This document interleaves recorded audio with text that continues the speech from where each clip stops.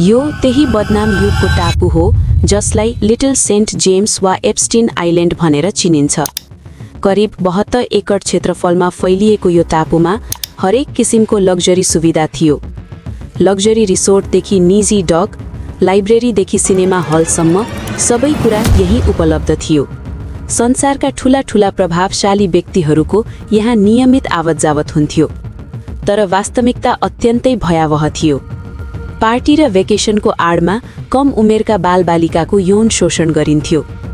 रिपोर्टहरूका अनुसार यस टापुमा अन्डरग्राउन्ड सुरुङहरू पनि बनाइएका थिए। भनिन्छ ती सुरुङहरू विशेष उद्देश्यका लागि बनाइएका थिए, या त स्टाफहरूलाई पाहुनाको नजरबाट बचाउँदै एक ठाउँबाट अर्को ठाउँ जान प्रयोग हुन्थ्यो, वा शक्तिशाली पाहुनाहरूका लागि गोप्य भाग्ने मार्गको रूपमा। यस पीडाको सबैभन्दा ठूलो शिकार बने कम उमेरका केटीहरू र तिनका अभिभावकहरू। शक्तिशाली व्यक्तिहरूको नाम सुन्नासाथ कसैले पनि उनीहरूको विरोध गर्ने साहस गरेन, कम्तीमा धेरै वर्षसम्म त होइन। तर मार्च 2005 मा यो मौनता तोडियो। कोर्टनी वाइल्ड नामकी एक साहसी युवतीले फ्लोरिडाको पाम बीच प्रहरी कार्यालयमा जेफ्री एप्स्टिन विरुद्ध पहिलो उजुरी दर्ता गराइन्। त्यसपछि प्रहरी, FBI र अन्य अनुसन्धान एजेन्सीहरूले सङ्कलन गरेका प्रमाणहरूले संसार नै हल्लाइदियो। ती प्रमाणहरूमा समावेश थिए शक्तिशाली व्यक्तिहरूका नाम, आपत्तिजनक तस्बिरहरू, एप्स्टिन आइल्यान्डसम्म जाने फ्लाइट लगहरू। यी सबै कागजातहरू अदालतमा पेश गरिए र पछि यिनलाई एप्स्टिन फाइल्स भनिन थालियो। अब प्रश्नहरू उठ्छन्। जेफ्री एप्स्टिन को थियो? उसको यति धेरै सम्पत्ति कहाँबाट आयो? ऊ संसारका शक्तिशाली व्यक्तिहरूसँग कसरी जोडिन सफल भयो? गोप्य सुरुङ बाहेक FBI ले त्यहाँ अरू के भेट्यो? र सबैभन्दा ठूलो प्रश्न, यति सुरक्षित जेलमा एप्स्टिन मरेको रात CCTV क्यामेरा बिग्रनु संयोग थियो कि कुनै शक्तिशाली हातको चाल? नेपाली रिसर्च टिभीमा फेरि एकपटक स्वागत छ। जेफ्री एप्स्टिनको उदय। जेफ्री एप्स्टिन सुरुमा एउटा सामान्य गणित शिक्षक थियो, तर हेर्दा हेर्दै संसारकै सबैभन्दा रहस्यमय धनी व्यक्ति बन्यो। उसले 1970 को दशकमा डल्टन स्कुलबाट करियर सुरु गर्यो, तर उसको वास्तविक अड्डा वाल स्ट्रिट थियो।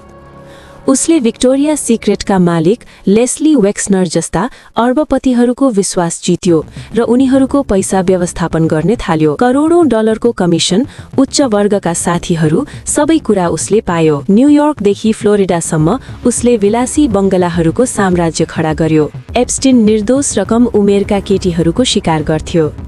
संसारका लागि ऊ अर्बपति थियो, तर वास्तविकतामा ऊ एक डरलाग्दो अपराधी थियो। शक्तिशाली नामहरू र सनसनीखेज आरोप। दावी गरिन्छ कि संसारका ठूला ठूला प्रभावशाली व्यक्तिहरू यस टापुमा पाहुना बनेका थिए र यहाँ अन्डरएज केटीहरूलाई टार्गेट गरिन्थ्यो। बिल क्लिन्टनले एप्स्टिनको निजी जेटमा 26 पटक यात्रा गरेका थिए। डोनाल्ड ट्रम्प 1990 को दशकमा एप्स्टिनका छिमेकी र साथी थिए, यद्यपि पछि दुश्मनी भयो। सबैभन्दा ठूलो झट्का ब्रिटिस रोयल परिवारलाई लाग्यो। प्रिन्स एन्ड्रुमाथि 17 वर्षीय भर्जिनिया ज्युफ्रेलाई दुरुपयोग गरेको आरोप लाग्यो। यसको परिणामस्वरूप प्रिन्स एन्ड्रुले रोयल जिम्मेवारी छोड्नु पर्यो, $16 मिलियन सेटलमेन्ट गर्नु पर्यो। 2025 अक्टोबरमा उनको शाही उपाधि खोसियो। कानुनी प्रणालीको असफलता। 2008 मा एप्स्टिनलाई आजीवन जेल हुनुपर्ने थियो, तर त्यति बेला एक गोप्य सम्झौता गरियो। यस सम्झौताका कारण बिल गेट्सदेखि हलिउडका स्टारहरूसम्म सबैजना एप्स्टिनको सामाजिक घेराभित्र थिए। FBI ले एप्स्टिनको घरबाट थुप्रै सीडीहरू र फोटोहरू फेला पारेको थियो, जसले उसले शक्तिशाली व्यक्तिहरूलाई ब्ल्याकमेल गर्न यी सामग्री प्रयोग गर्थ्यो कि भन्ने डरलाग्दो शंका पैदा गर्यो। यद्यपि अहिलेसम्म कुनै आधिकारिक क्लाइन्ट लिस्ट फेला परेको छैन, तर एप्स्टिनका सम्बन्धहरू आज पनि संसारकै सबैभन्दा ठूला रहस्यमध्ये एक बनेका छन्। एप्स्टिनका अपराधहरू पहिलो पटक 2005 मा बाहिर आए, जब कोर्टनी वाइल्डले साहस देखाउँदै पाम बीच प्रहरीलाई आफ्नो बयान दिइन्। यो अनुसन्धानले संसारलाई नै हल्लाइदियो। पत्ता लाग्यो कि एप्स्टिनले 1-2 जना मात्र होइन, दर्जनौं नाबालिग केटीहरूलाई दुर्व्यवहार गरेको थियो। यहीबाट न्यायिक इतिहासको सबैभन्दा ठूलो मजाक सुरु हुन्छ। 2008 मा जब एप्स्टिनले जीवनभर जेल सजाय पाउनु पर्ने थियो, त्यतिबेला एउटा गोप्य सम्झौता गरियो। अमेरिकी अटर्नी एलेक्जेन्डर अकोस्टा र एप्स्टिनका महँगा वकिलहरूले पीडितहरूलाई अन्धकारमा राखेर यस्तो सम्झौता गरे जसले एप्स्टिनलाई बचाइदियो। यसको परिणामस्वरूप एप्स्टिनले केवल 18 महिनाको जेल सजाय पायो र अचम्मको कुरा त उसलाई भिआइपी सुविधा दिइयो। ऊ दिनभर अफिसमा काम गर्थ्यो र राति सुत्न मात्र जेल जान्थ्यो। केवल 13 महिनापछि ऊ पूर्ण रूपमा स्वतन्त्र भयो। यो सम्झौताले एप्स्टिनलाई मात्र होइन, उसका शक्तिशाली सहयोगीहरूलाई पनि बचायो, जसका नामहरू आज पनि एप्स्टिन फाइल्सभित्र गाडिएका छन्। तर एप्स्टिनले एउटा घातक गलती गर्यो, उसको घमण्ड। आफूलाई जोगाउन उसले शक्तिशाली व्यक्तिहरूसँगको आफ्नो सम्बन्ध खुला रूपमा इशारा गर्न थाल्यो र मिडियाले यो कुरा समातिहाल्यो। सम्झौताको कथा संसारभर लिक भयो। उसले सोचेको थियो कि पैसाको बलमा पीडितहरूलाई किन्न सकिन्छ, तर यही उसको सबैभन्दा ठूलो गलतफहमी थियो। कोर्टनी वाइल्डले आवाज उठाएपछि धेरै केटीहरूले साहस पाए र अगाडि आए। उनीहरूले 2008 को सम्झौता अदालतमा चुनौती दिन थाले। जुलाई 2009 मा एप्स्टिनकी पीडिता वर्जिनिया ज्युफ्रेले सिभिल मुद्दा दायर गरिन्। उनले भनिन् कि एप्स्टिन र घिस्लेन म्याक्सवेलले उनलाई शक्तिशाली पुरुषहरूसँग यौन सम्बन्ध राख्न बाध्य पारेका थिए। घिस्लेन म्याक्सवेल एप्स्टिनकी प्रेमिका थिइन् र यी अपराधहरूमा उनको ठूलो भूमिका थियो। उनको काम निर्दोष नाबालिग केटीहरू भर्ती गर्नु थियो। उनी स्कुल बाहिर उभिएर पैसाको लोभ देखाउँथिन् र नोकरीको बहानामा केटीहरूलाई फसाउँथिन्। 2010 पछि एप्स्टिनले फ्लोरिडामा कसरी सजाय किन्यो भन्ने बारे साना साना समाचार आउन थाले। 2011 मा डेली मेलले ज्युफ्रेको अन्तर्वार्ता प्रकाशित गर्यो, जसमा प्रिन्स एन्ड्रयूको नाम आएको थियो र यहीबाट उनको पतन सुरु भयो। 2015 मा अमेरिकी मिडियाले पनि एप्स्टिनलाई किन यति धेरै छुट दिइयो भन्ने प्रश्न उठाउन थाले। वर्षौंको मौनतापछि 2018 मा ठूलो विस्फोट भयो। पत्रकार जुली के ब्राउनले न्याय विभागमा आफ्नो रिपोर्ट मार्फत कसरी सिस्टमले मिलेर एक अपराधीलाई बचायो भन्ने कुरा उजागर गरिन्। यो रिपोर्ट अमेरिकाभर आगो झै फैलियो। यसको परिणामस्वरूप 6 जुलाई 2019 मा जेफ्री एप्स्टिन फेरि पक्राउ पर्यो। यसपटक कुनै गोप्य सम्झौता काम आएन। अदालतले जमानत दिन अस्वीकार गर्यो। संसारभरका शक्तिशाली मानिसहरू डराउन थाले, किनकि एप्स्टिनले एक एक गरेर नामहरू खुलाउने डर थियो। तर ट्रायल सुरु हुनु अघि नै एउटा हल्लाइदिने खबर आयो। 10 अगस्त 2019 को बिहान न्युयोर्कको सबैभन्दा सुरक्षित जेलमा एप्स्टिनको शव फेला पर्यो। आधिकारिक रिपोर्टले यसलाई आत्महत्या भन्यो, तर वास्तविकता निकै शंकास्पद थियो। त्यो रात जेलका क्यामेराहरू बिग्रिएका थिए, गार्डहरू सुतिरहेका थिए र एप्स्टिनलाई अचानक सुसाइड वाच लिस्टबाट हटाइएको थियो। अमेरिकाभर एउटा नारा गुन्जियो, एप्स्टिनले आत्महत्या गरेन। मानिसहरूको विश्वास छ कि उसलाई चुप लगाइयो ताकि शक्तिशाली व्यक्तिहरूका रहस्यहरू सधैँका लागि गाडिन सकुन्। कानुनले यसलाई आत्महत्या माने पनि यो आज पनि संसारकै सबैभन्दा ठूलो रहस्यमध्ये एक हो। एप्स्टिनको मृत्युपछि ध्यान उसको सबैभन्दा नजिकीकी सहयोगी घिस्लेन म्याक्सवेलतिर गयो, जो ब्रिटिस मिडिया टाइकुन रबर्ट म्याक्सवेलकी छोरी हुन्। उनलाई एप्स्टिनकी म्याडम भनिन्थ्यो। उनले एप्स्टिनका लागि युवतीहरू खोज्ने, फसाउने र तालिम दिने काम गर्थिन्। 2 जुलाई 2020 मा एफबीआईले उनलाई न्यू ह्याम्पशायरको एक टाढाको फार्म हाउसबाट पक्राउ गर्यो। एप्स्टिन मृत्यु मार्फत सजायबाट उम्कियो, तर म्याक्सवेल कानुनबाट उम्किन सकिनन्। नोभेम्बर 2021 मा पीडितहरूको हृदय विदारक बयानले संसारलाई हल्लायो।